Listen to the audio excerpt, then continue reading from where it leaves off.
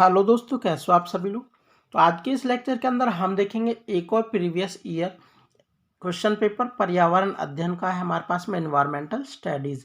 इससे पहले भी मैंने 2 प्रीवियस ईयर पेपर करा दिए हैं, आप लोगों ने जाके जरूर देखिए। और जो एनवायरमेंटल स्टडी के लिए एक अलग से प्लेलिस्ट बनी हुई है, उसे जाके जरूर देखिए, क्योंकि जो भी मैं क्वेश्चन यहाँ पे प्रीवियस ईयर के क्वेश्चन देख रहा हूँ या फिर आप लोग भी देख रहे होंगे, ये वहीं से कहीं ना कहीं जाके मिल रहे हैं, जो मैंने पहले ही ऑलरेडी ईवीएस के लिए लेक्चर बनाए हुए हैं। ठीक है, तो यदि आप लोग चैनल पर नए आए हो तो चैनल को सब्सक्राइब कीजिए एंड बेल आइकन को दबाना न भूलें और अपने दोस्तों के साथ शेयर कीजिए। चलते हैं क्वेश्चन नंबर फर्स्ट। तो हमारे पास में साइंस का क्वेश्चन है, क्वेश्चन नंबर 122। ठीक है, तो क्वेश्चन नंबर 122 भी कुछ इसी टाइप का है, आप लोग देख सकते हैं। किन किन उद्योगों को सनराइज उद्योग के रूप में जाना जाता है। इनमें से कौन कौन से उद्योग हैं जिनको सनराइज उद्योग के रूप में जाना जाता है। लोहा और इमारत उद्योग, फिर है हमारे पास सूचना प्रौद्योगिकी उद्योग, सीमेंट उद्योग, सूती वस्त्र उद्योग। तो यहाँ पे जो सनराइज उद्योग के नाम से जाना जाने वाला है, एक अकेला हमारे पास में जो ऑप्शन नंबर बी है, इनमें से सूचना प्रौद्योगिकी, केवल बी। ठीक है, तो ऑप्शन नंबर 3 करेक्ट है हमारे पास में। सूचना प्रौद्योगिकी उद्योग को सनराइज उद्योग के नाम से जानते हैं। फिर बात कर लेते हैं क्वेश्चन नंबर 123 की। ये हमारे पास है अफाई करैत दुबैया प्रजातियां, जो ये हमारे पास में सांप की प्रजातियां हैं। तो जहरीले सांप की आप लोगों ने सीटेट, ठीक है, सीटेट के टाइम पे भी पढ़ा होगा कि जहरीले सांप, इंडिया के अंदर 4 जहरीले सांप हैं, तो उनकी ये प्रजातियां हैं हमारे पास में। तो ये क्या है, जहरीले सांपों की प्रजातियां हैं। फिर बात कर लेते हैं क्वेश्चन नंबर 124 की। यहाँ पे है सूक्ष्म जीवों द्वारा मृत पादपों पर क्रिया करके बनता है। जो सूक्ष्म जीव हैं वो मृत पादपों के साथ क्रिया करके क्या बनाते हैं, ह्यूमरस बनाते हैं, ह्यूमस बनाते हैं। मैंने आप लोगों को पिछले लेक्चर में भी बताया था कि ये क्रिया करके ह्यूमस बनाते हैं। ठीक है, चलते हैं क्वेश्चन नंबर 124 की तरफ। यहाँ पे है जीवाणुओं को मारने के लिए जल में कौन सी गैस प्रवाहित करते हैं। तो जल को शुद्ध करने के लिए हम क्या क्या फॉर्मूलेज अपनाते हैं, उन्हीं में से उबाल के करना, क्लोरीन करना, फिटकरी वाला करना। तो यहाँ पे भी एक ऑप्शन में क्लोरीकरण है, जो क्लोरीन है, क्लोरीन डालेंगे तो उसके बाद में जो हमारा जल है वो शुद्ध हो जाएगा। ठीक है, फिर बात कर लेते हैं क्वेश्चन नंबर 126 की। यहाँ पे है नाभिकीय रिएक्टर में ईंधन के लिए किस तत्व का प्रयोग किया जाता है। तो यूरेनियम तत्व का प्रयोग किया जाता है। ये साइंस का क्वेश्चन है लेकिन आ सकता है। तो क्वेश्चन नंबर 127 को देख लेते हैं। सही कथन का चयन करना है। विश्व की सभी झीलों व नदियों में जल कुल मात्रा नियत रहती है। नियत मतलब फिक्स रहती है, रिमेन कांस्टेंट। ठीक है ना, जो यहाँ पे बोला हुआ विश्व की जो सभी झीलें हो गई हैं, नदियाँ हो गई हैं, उनका जो जल है वो हमेशा कांस्टेंट होता है। ऐसा नहीं है, क्योंकि जो नदियों का जल है वो कभी घटता है, कभी बढ़ता है और वो समुद्रों में जाके मिल भी जाता है। ठीक है, फिर बात करते हैं भूमिगत जल की कुल मात्रा नियत रहती है। जो भूमिगत जल है, पहले कहाँ 20 फुट पे ही पानी निकल आता था, अब 60 फुट नीचे जाके पानी निकल रहा है। ठीक है, तो इस टाइप से ये भी हमारे पास गलत हो जाता है। फिर देखते हैं विश्व के समुद्र और महासागरों में जल की कुल मात्रा नियमित रहती है, कांस्टेंट रहती है। तो जल की कुल मात्रा यहाँ भी नियमित नहीं रहती है। क्यों? क्योंकि आप लोगों को पता है जब CO2 की मात्रा अधिक बढ़ जाती है और ग्लोबल वार्मिंग हो जाती है। ठीक है, ग्लोबल वार्मिंग के कारण हमारे पास में जो हिमनद वगैरह बर्फ पिघल के समुद्रों में ही चली जाती है और उसकी वजह से जो आसपास के इलाके हैं वो पानी ग्रस्त हो जाते हैं, डूब जाते हैं। इसका क्या मतलब हुआ, जो समुद्रों का जल है वो भी बढ़ भी जाता है। ठीक है, लेकिन ऑप्शन नंबर 4 देखिए, विश्व में जल की कुल मात्रा कांस्टेंट होती है, नियमित होती है। जो ऑल ओवर जल है विश्व के अंदर वो तो हमेशा कांस्टेंट ही रहेगा, चाहे वो समुद्र में हो जल या जमीन के नीचे हो, कहीं भी हो। ठीक है, ये हमेशा कांस्टेंट होता है। फिर बात कर लेते हैं क्वेश्चन नंबर 128 की। क्वेश्चन नंबर 128 में है किस धातु का उपयोग सोलर बनाने के लिए, सोलर पैनल होते हैं जो सौर ऊर्जा को इलेक्ट्रिसिटी वगैरह में कन्वर्ट करते हैं, वो किस धातु के बने हुए होते हैं, सिलिकॉन धातु के। ठीक है, तो ऑप्शन नंबर 4 है वो हमारे पास करेक्ट हो जाता है। चलते हैं नेक्स्ट क्वेश्चन की तरफ। क्वेश्चन नंबर 129 साइंस का क्वेश्चन है, 30 भी साइंस का है। फिर बात कर लेते हैं बायोगैस का जो मुख्य घटक है। बायोगैस का मुख्य घटक इनमें से कौन सा है? तो बायोगैस का मुख्य घटक मीथेन होता है, ठीक है, जिसको हम CH4 के नाम से भी जानते हैं। ये भी इस टाइप से भी क्वेश्चन में आ सकता है, तो ये याद रखें। फिर बात कर लेते हैं हम क्वेश्चन नंबर 133।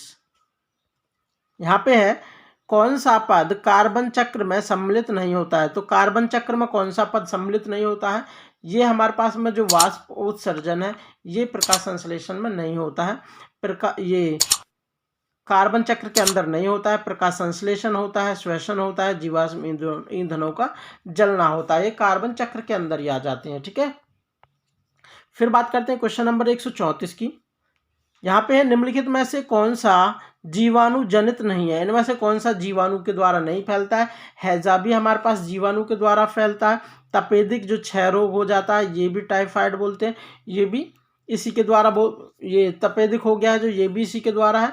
फिर हमारे पास में एंथ्रेक्स है, ये भी जीवाणु के द्वारा फैलने वाले रोग हैं। तो ये आप लोगों को याद भी रखने, नेक्स्ट पेपर में आ भी सकता है कि इनमें से कौन से जीवाणु के द्वारा फैलते हैं। वैसे ये साइंस का क्वेश्चन है, आप लोगों के ज़्यादा काम का भी नहीं है, लेकिन साइंस में आ भी सकता है। तो ऑप्शन हमारे पास में जो फोर्थ है, इन्फ्लुएंजा, ये जीवाणु से ना फैल के ये हमारे पास में वायरस के द्वारा फैलता है। आप लोग यहाँ देख सकते हो, जो इन्फ्लुएंजा है ये वायरस के कारण फैलता है, गले, नाक और फेफड़ों को संक्रमित करता है। मैंने एक अलग से टॉपिक क्रिएट कर लिए हैं कि जो EVS से रिलेटेड है, कि जल से फैलने वाले कौन कौन से रोग हैं और हमारे पास में वायु से फैलने वाले कौन कौन से रोग हैं। इनकी भी मैं जल्दी आप लोगों के साथ एक वीडियो शेयर करूंगा। लगभग 7-8 तो वायु से फैलने वाले रोग हैं और ऐसे 5-6 रोग ऐसे हैं जो जल से फैलते हैं, दूषित जल से, ठीक है। फिर क्वेश्चन नंबर हमारे पास में ये 135 है, निम्नलिखित में से कौन से वर्ग जैव निम्नीकरणीय है? तो जैव निम्नीकरणीय पूछा है, बायोडिग्रेडेबल पूछा है ओनली, ठीक है। तो यहां से कौन से हैं बताना है आप लोगों को। घास, पुष्प और चमड़ा, ये भी हमारे पास में जैव निम्नीकरणीय है। कैसे है?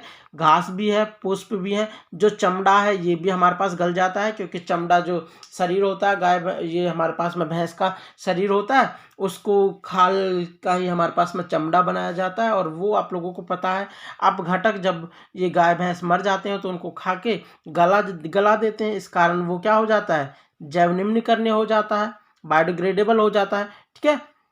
फिर बात कर लेते हैं यहाँ पे जो ऑप्शन नंबर ये हमारे पास बी है, घास, काष्ठ और कांच। कांच तो कभी भी नहीं होता बायोडिग्रेडेबल, ठीक है। फलों के छिलके, केक और नींबू रस, ये हमारे पास में ये भी करेक्ट है, ऑप्शन नंबर ए भी सही है। फिर बात कर लेते हैं डी की, केक, काष्ठ, प्लास्टिक, तो प्लास्टिक वगैरह नहीं होती है, तो ये भी गलत है। यहाँ से हमारे पास में ए और सी करेक्ट है, ऑप्शन नंबर जो थर्ड है वो करेक्ट हो जाता है। चलते हैं नेक्स्ट क्वेश्चन की तरफ, क्वेश्चन नंबर 136। ये साइंस का क्वेश्चन है। वैसे सुनहरे रेशे से क्या अभिप्राय है? सुनहरा रेशा किसे कहते हैं? पटसन को सुनहरा रेशा कहते हैं, जिसको हम जूट कहते हैं, ठीक है। फिर बात कर लेते हैं क्वेश्चन नंबर 137। यहाँ पे है CFC मतलब क्लोरोफ्लोरोकार्बन। क्लोरोफ्लोरोकार्बन है तो वो किसका कारण बनता है? आप लोगों को पता है, ओजोन के क्षय का कारण बनता है। ओजोन की जो परत है वो CFC के कारण कमजोर पड़ती जा रही है। कहीं जगह तो साइंटिस्ट कहते हैं कि छेद भी हो गया है, आप लोगों को पता है। फिर बात करते हैं यहाँ पे जो हमारे पास में कार्बन मोनोऑक्साइड है। जो कार्बन मोनोऑक्साइड है ये एक काफ़ी जहरीली गैस है, ठीक है। कार्बन डाइऑक्साइड से भी बहुत अधिक मात्रा में जहरीली गैस है ये CO, ठीक है, कार्बन मोनोऑक्साइड। और फिर बात करते हैं जो हमारे पास में CO2 है, ये जो सबसे मुख्य सोर्स है हरित गृह प्रभाव। हरित गृह प्रभाव को हम ग्रीन हाउस इफेक्ट कहते हैं, ठीक है। CO2 सबसे इम्पोर्टेंट फैक्टर है जिसकी वजह से ग्रीन हाउस इफेक्ट होता है। और जो NO2 है आप लोगों को पता ही है सर्वाधिक है गैस के अंदर। लेकिन एक क्वेश्चन था कि भूपरपटी पर सर्वाधिक कौन सा है, तो भूपरपटी पर सर्वाधिक ऑक्सीजन होता है, ठीक है। तो यहाँ से हमारे पास में जब इन सबको हम आपस में मिलाएंगे तो यहाँ से जो मिलान वाले क्वेश्चन होते हैं, कई बार तो ऐसा होता है 1-2 पॉइंटों का हमें पता होता है, उसी से पता चल जाता है कि सारे क्वेश्चंस क्या आने वाला है इसका आंसर। यहाँ पे ऑप्शन नंबर 4 है वो करेक्ट है। अब चलते हैं नेक्स्ट क्वेश्चन नंबर 139।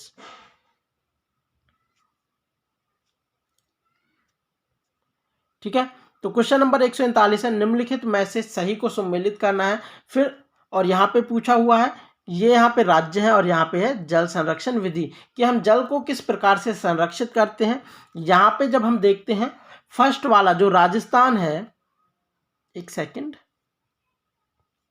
राजस्थान के अंदर जो हम खडीन, यहाँ पे ऑप्शनों में भी देख सकते हो आप लोग, जो राजस्थान है वहाँ पे खडीन टाइप से कुछ करके जब जो जल है उसका संरक्षण करते हैं। फिर हम महाराष्ट्र में देखते हैं तो महाराष्ट्र में हमारे पास में बंदरस करने के बाद में ही जल का संरक्षण करते हैं। फिर केरल की बात करते हैं तो केरल के अंदर ये हमारे पास है सुरगम, तो सुरगम का यूज करते हुए ये जल का संरक्षण करते हैं। फिर तमिलनाडु की बात करते हैं तो तमिलनाडु के अंदर एरिस कोई जुगाड़ होता है इनका, उससे करते हैं। और बिहार के अंदर होता है पायन। ठीक है, ये सब चीज़ें हमारे पास में मिलान है सही, आप लोग एक बार इसे याद कर लें, ये याद करने वाली ही चीज़ें होती हैं। और इसका जो ऑप्शन हमारे पास में थर्ड है वो करेक्ट है। ठीक है फिर बात कर लेते हैं क्वेश्चन नंबर 140 की। स्थानांतरित कृषि को ब्राजील में क्या कहा जाता है। जो ब्राजील है, स्थानांतरित कृषि को क्या कहा जाता है, वहां पे स्थानांतरित कृषि को रोका कहा जाता है। ठीक है, फिर बात कर लेते हैं, एक क्वेश्चन और है, सबसे अधिक जैव डाइवर्सिटी किसकी है, कहाँ पे है, ये भी क्वेश्चन आता है, तो वहां भी हमारे पास में ब्राजील हो जाता है। तो अब नेक्स्ट क्वेश्चन को देख लेते हैं, क्वेश्चन नंबर 142। फिर है क्लोरोफिल में कौन सी धातु पाई जाती है। क्लोरोफिल के अंदर मैग्नीशियम धातु पाई जाती है। फिर है नेक्स्ट क्वेश्चन नंबर 144, नवीकरणीय ऊर्जा के स्रोत, renewable energy sources. Renewable energy sources वो होते हैं जिनको हम वापस से दोबारा बना सकें, वापस से हम उन्हें प्राप्त कर सकें, ऐसे चीज़ों को रिन्यूएबल कहते हैं। लेकिन अब आप लोगों को यहाँ से पता है जो जीवाश्म ईंधन होते हैं लाखों करोड़ों साल में तो उनका निर्माण होता है जब वो धरती के नीचे दब जाते हैं। और वैसे भी मैंने पेट्रोल डीजल कोयले के ऊपर एक अलग से लेक्चर बनाया हुआ है, आप लोग उसे जाके जरूर देखिए। ठीक है, वहाँ से भी पता चल जाता है कौन से नवीकरणीय है, कौन से गैर नवीकरणीय है। तो नवीकरणीय हमारे पास में ऐसे होते हैं जो समाप्त होने वाले होते हैं। ठीक है, नवीकरणीय, ये गैर नवीकरणीय वो होते हैं जो समाप्त होने वाले होते हैं, और नवीकरणीय वो होते हैं जिनको हम वापस से प्राप्त कर सकते हैं, जो कभी भी समाप्त नहीं हो सकते। ठीक है, तो वन है हमारे पास में एक ऐसी ही चीज़ है, जैसे आज हमने काट दिया, कल एक नया पौधा लगाया, वो वापस से हमें मिल जाएगा। लेकिन जो पेट्रोल है एक बार ख़त्म हो गया तो वापस नहीं मिलेगा। इसी प्रकार कोयला हो गया, इसी प्रकार प्राकृतिक गैस हो गई है। ठीक है, जो जीवाश्म ईंधन होते हैं एक बार ख़त्म होने के बाद में फिर नहीं हो सकते वापस। ठीक है, फिर बात कर लेते हैं क्वेश्चन नंबर 145 की।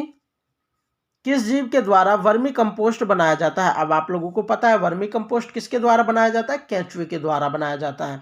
ठीक है, काफ़ी इजी क्वेश्चन है, ये तो बार बार रिपीटेड भी हो रहा है। और अमेरबेल किसका उदाहरण है, एक साइंस का क्वेश्चन है, ये परजीवी होता है। नेक्स्ट क्वेश्चन पे चलते हैं, ये दो हमारे पास में साइंस की क्वेश्चन, एक साइंस का क्वेश्चन है। फिर बात कर लेते हैं विश्व जल दिवस। जो विश्व जल दिवस है वो कब मनाया जाता है। वाटर दिवस है, जो वाटर डे है, कब मनाया जाता है, वो मार्च को, 22 मार्च को मनाया जाता है।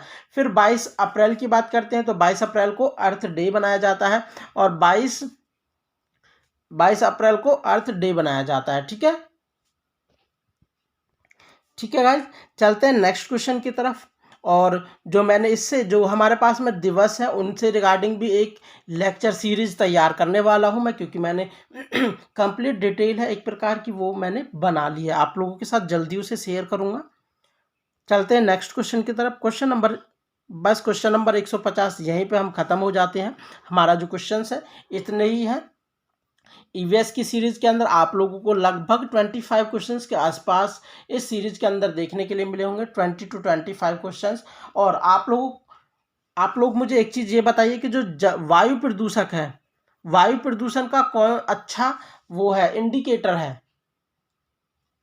लाइकेन हमारे पास में, लाइकेन, तो लाइकेन को हम वायु प्रदूषण का एक इंडिकेटर कहते हैं। ठीक है, तो लाइकेन